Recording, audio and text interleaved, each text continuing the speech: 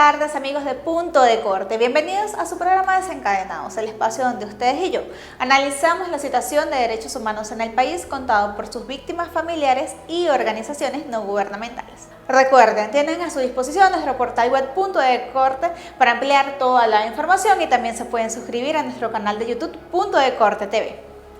El tema de hoy, Unidos por la Dignidad, el movimiento que marca un hito en la historia de la política venezolana.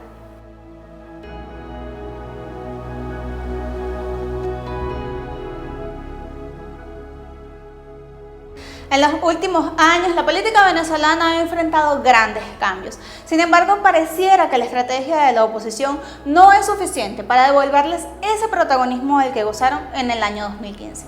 Ahora son los movimientos sociales los que han hecho que la opinión pública gire su mirada hacia ellos y hacia los problemas reales que enfrenta el país y no solo a la agenda de quienes pretenden ascender o mantenerse en el poder.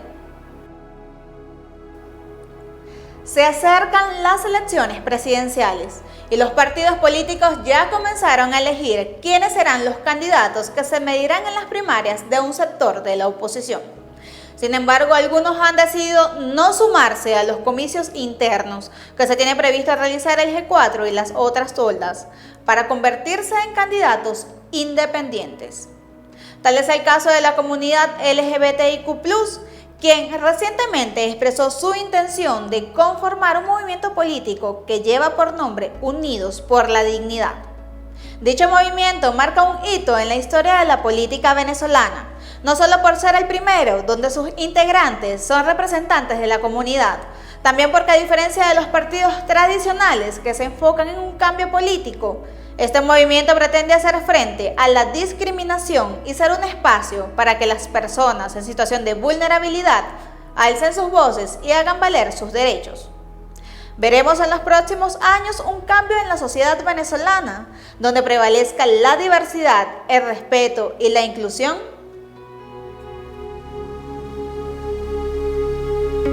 Y con este tema que habla de inclusión, respeto y dignidad para todos, queremos exponerle a ustedes qué es lo que dispone la Declaración Universal de los Derechos Humanos. Artículo 1. Todos los seres humanos nacen libres e iguales en dignidad y derechos, y, dotados como están de razón y conciencia, deben comportarse fraternalmente los unos con los otros. Artículo 2. Toda persona tiene todos los derechos y libertades proclamados en esta declaración, sin distinción alguna de raza, color, sexo, idioma, religión, opinión política o de cualquier otra índole, origen nacional o social, posición económica, nacimiento o cualquier otra condición. Además, no será distinción alguna fundada en la condición política, jurídica o internacional del país o territorio de cuya jurisdicción dependa una persona, tanto si se trata de un país independiente como de un territorio bajo administración fiduciaria, no autónomo o sometido a cualquier otra limitación de soberanía. Artículo 3. Todo individuo tiene el derecho a la vida, a la libertad y a la seguridad de su persona. Y con esta información nos vamos a una pausa, pero manténganse allí, conectados con nosotros, porque al volver vamos a estar conversando con la abogada Tamara Adrián. Ella es integrante del movimiento Unidos por la Libertad, que marcó ese hito en la historia de la política venezolana.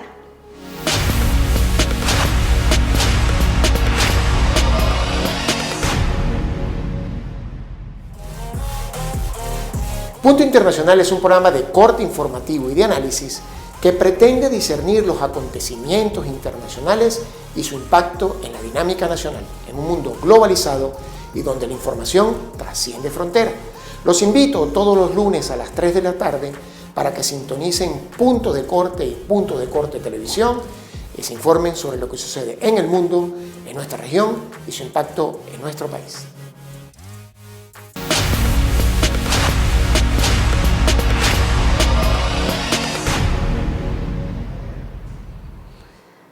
Y estamos de regreso con más de su programa Desencadenados, analizando la situación venezolana en relación a los derechos humanos. En esta oportunidad, viendo cómo se mueve la política de cara a unas elecciones presidenciales previstas para el año 2024.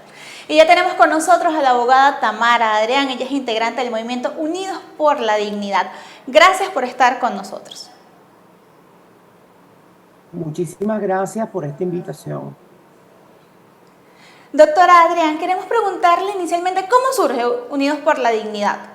Mira, el proceso surge de una constatación clave de una iniciativa que empezamos hace algunos meses a encontrar personas de distintos grupos organizados, personas con discapacidad, adultos mayores, personas LGBT, y que vienen absolutamente de todo el espectro político, que algunos se dicen chavistas, algunos se dicen chavistas descontentos, otros se dicen chavistas disidentes, otros se dicen no estar con nadie, otros se dicen oposición de distintas variantes.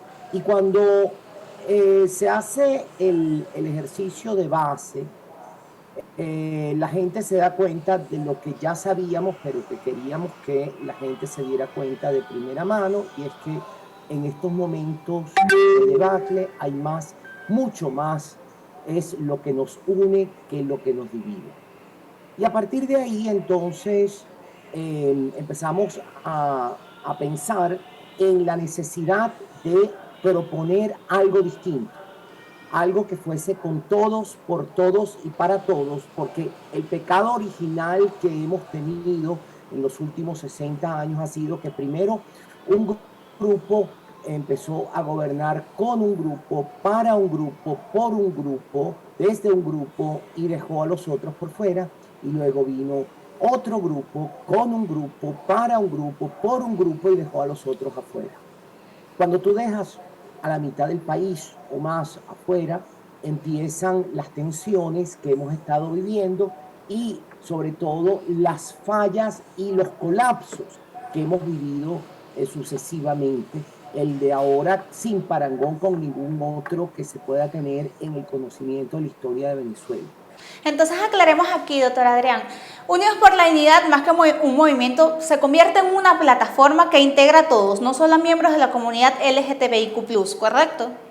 Es correcto, y es un movimiento político, no un partido político.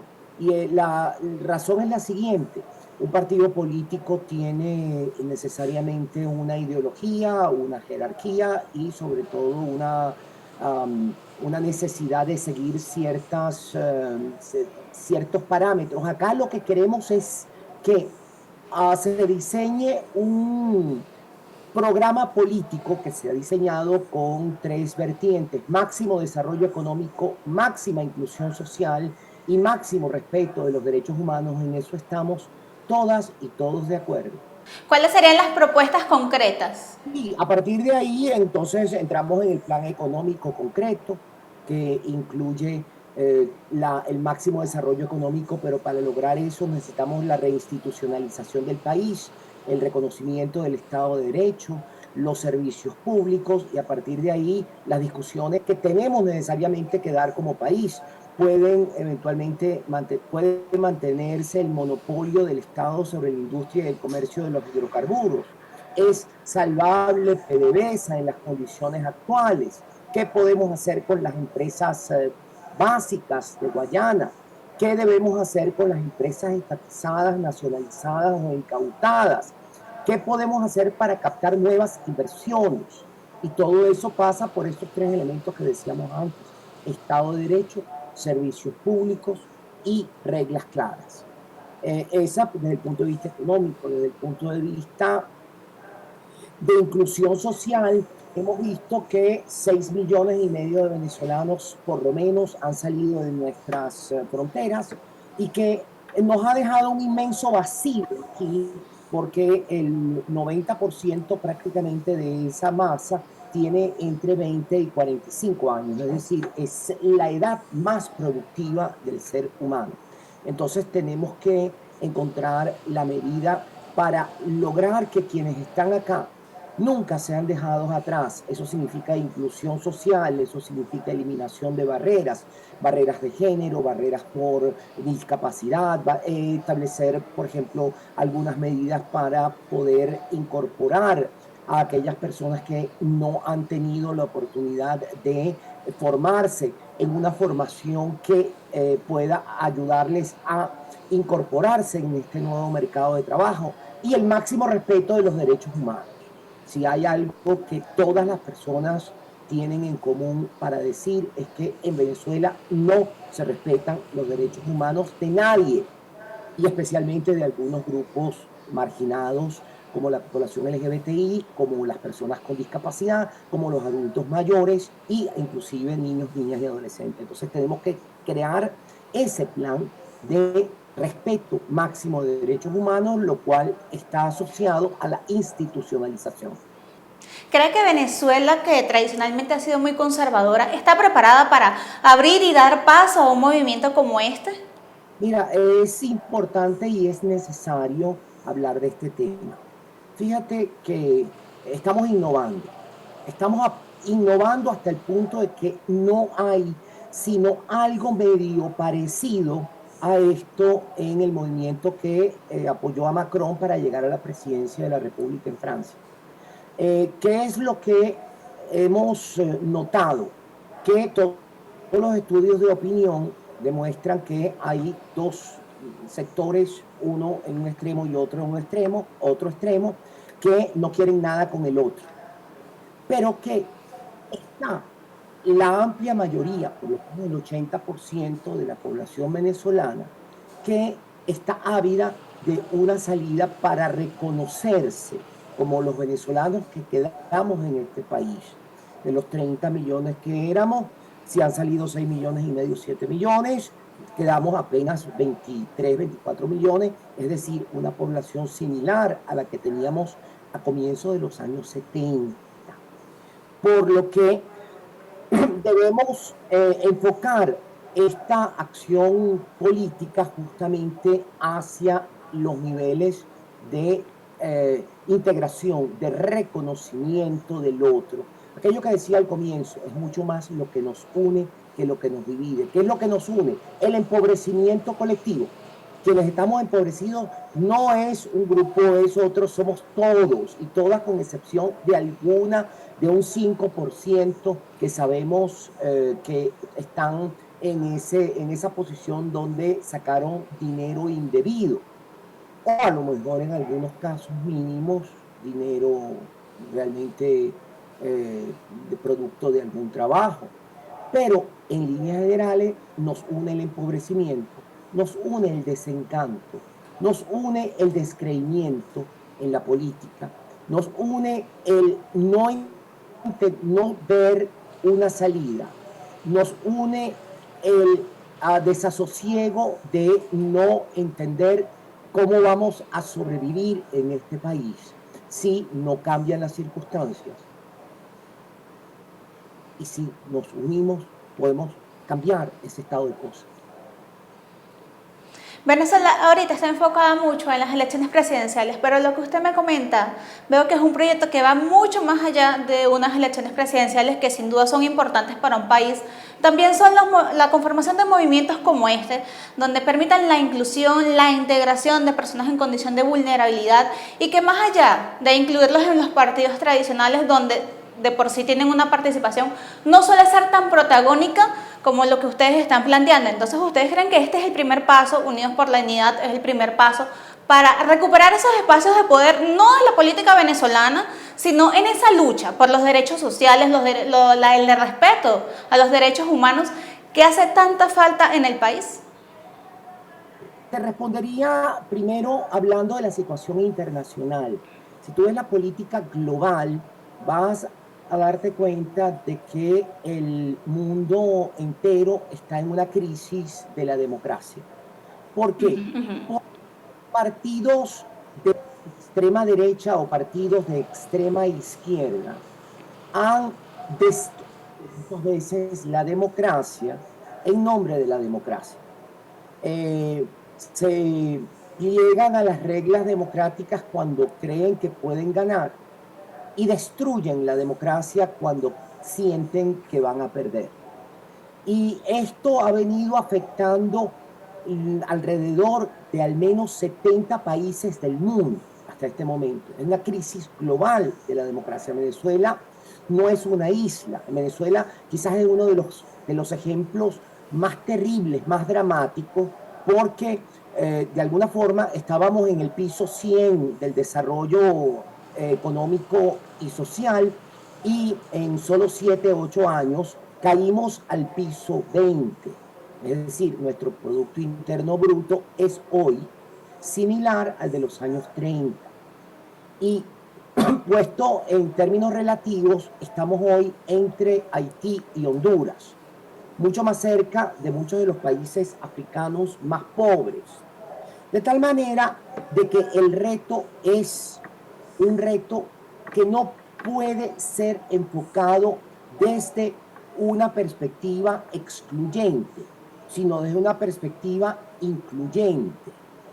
No podemos pensar en hacer un país para algunos, con algunos y por algunos, como ya 2 veces hemos fracasado, sino con todos, por todos y para todos. Y por eso hay que darle las voces a aquellos que nunca han tenido la voz, sin que en ese proceso se consolide el triunfo de la antipolítica, que ese es el riesgo más importante. Hemos visto cómo en algunos países se ha venido desdibujando, sino atacando la democracia, justamente porque quienes han ingresado a llenar ese vacío, porque en política hay una máxima, un vacío es llenado por algo o por alguien inmediatamente, y en muchas ocasiones estamos en presencia del triunfo de la antipolítica. Ya lo tuvimos en los años 90 en Venezuela. Y el triunfo de la antipolítica es el triunfo del populismo de izquierda o de derecha, de los autoritarismos y los totalitarismos y de la destrucción de la democracia.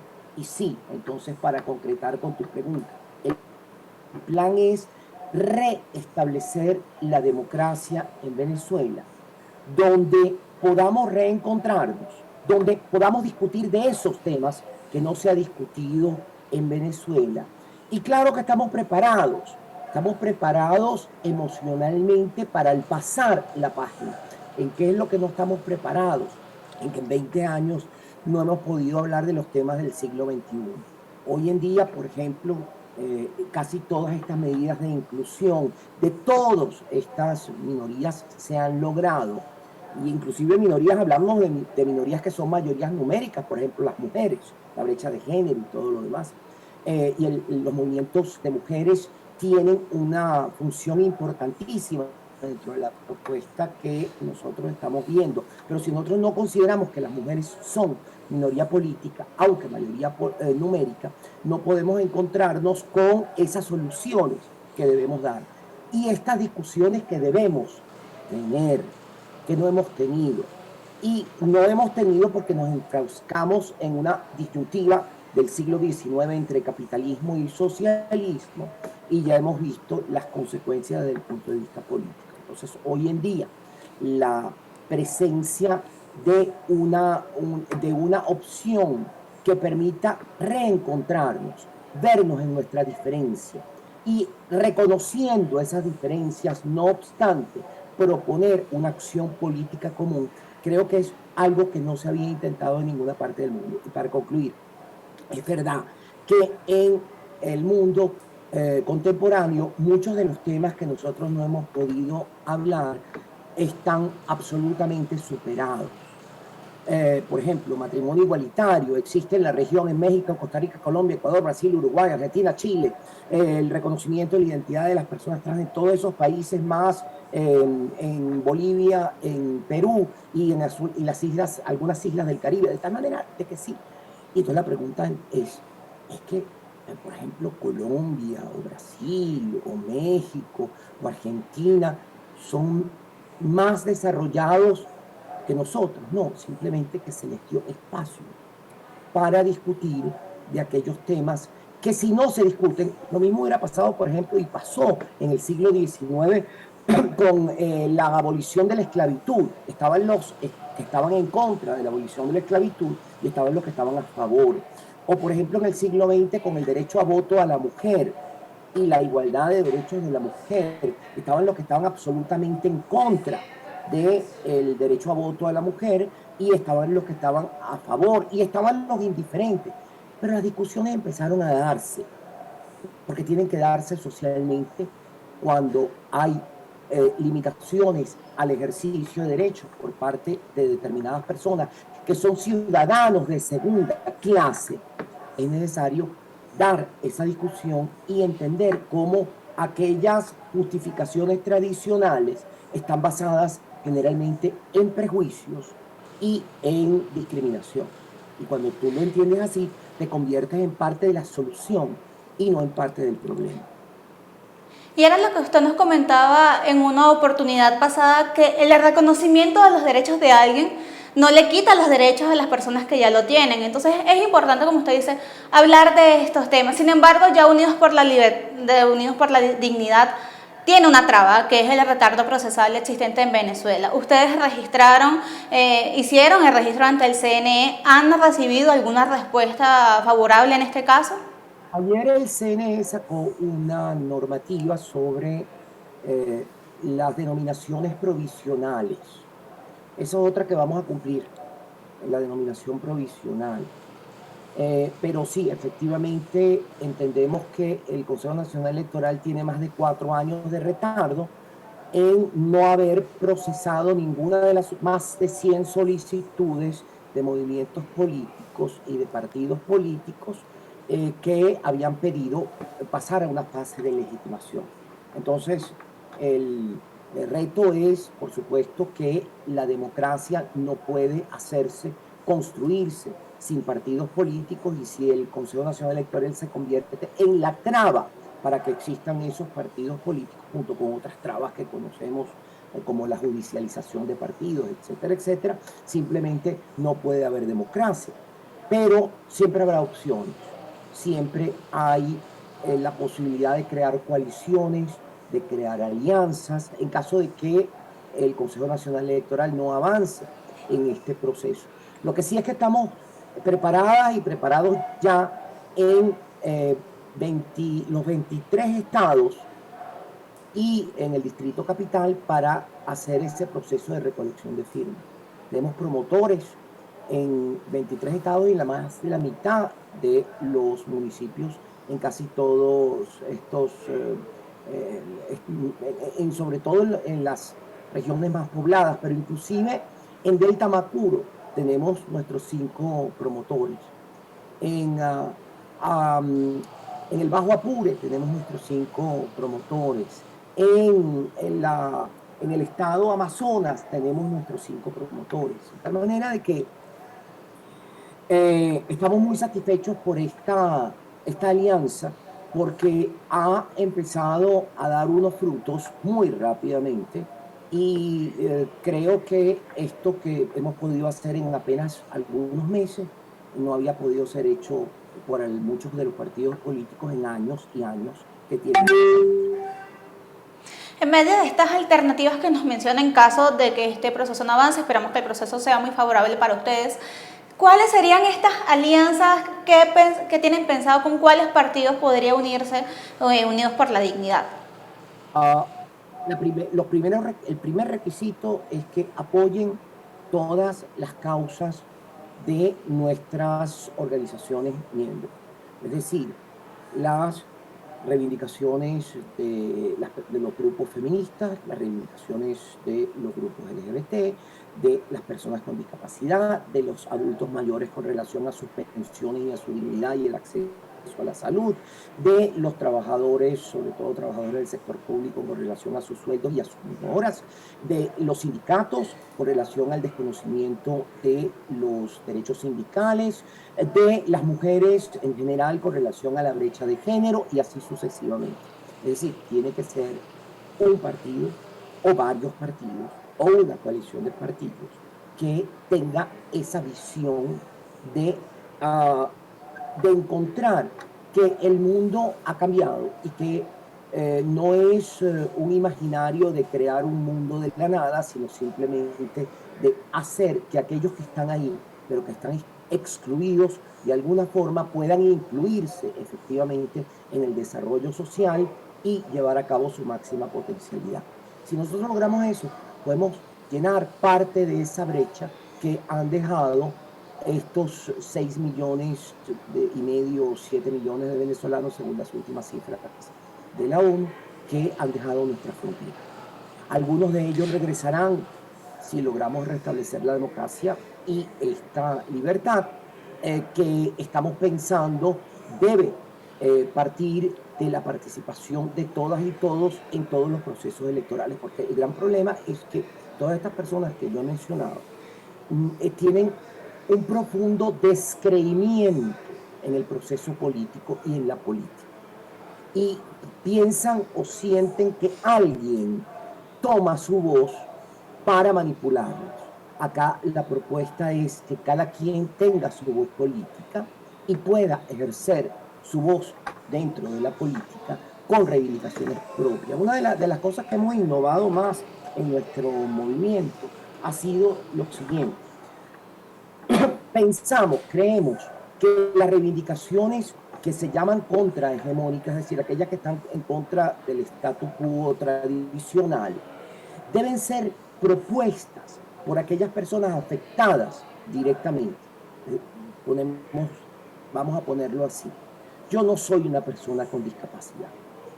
Yo no puedo decidir qué es lo bueno o qué no es lo procedente como derechos o como formas de inclusión o como políticas públicas para una persona con discapacidad. Puedo entender.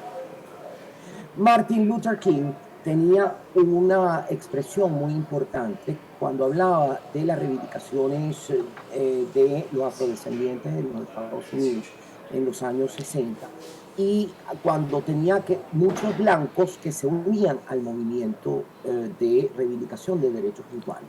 Él le decía, si usted no es blanco, si usted no es negro, no venga a decir lo que usted piensa sobre la discriminación, porque usted no la ha vivido.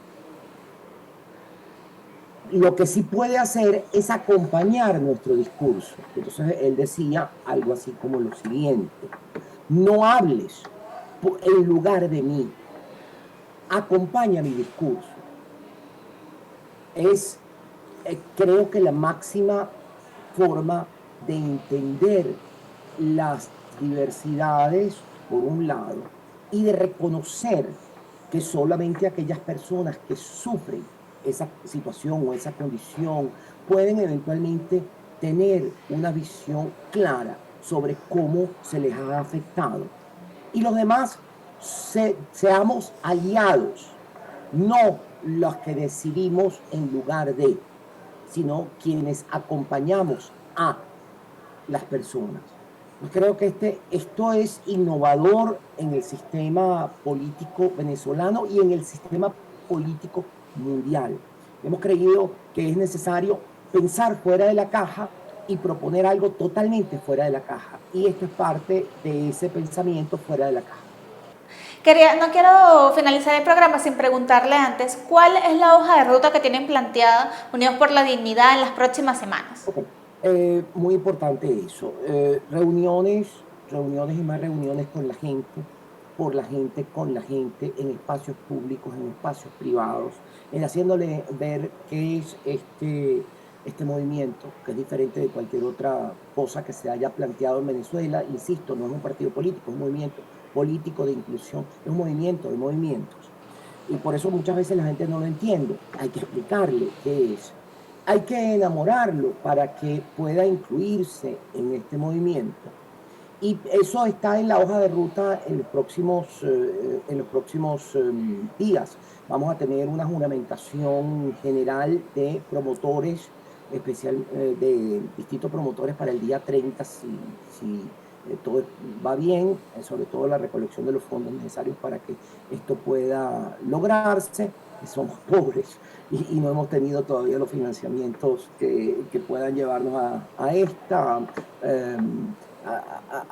cubrir estos costos. Una gira por Venezuela.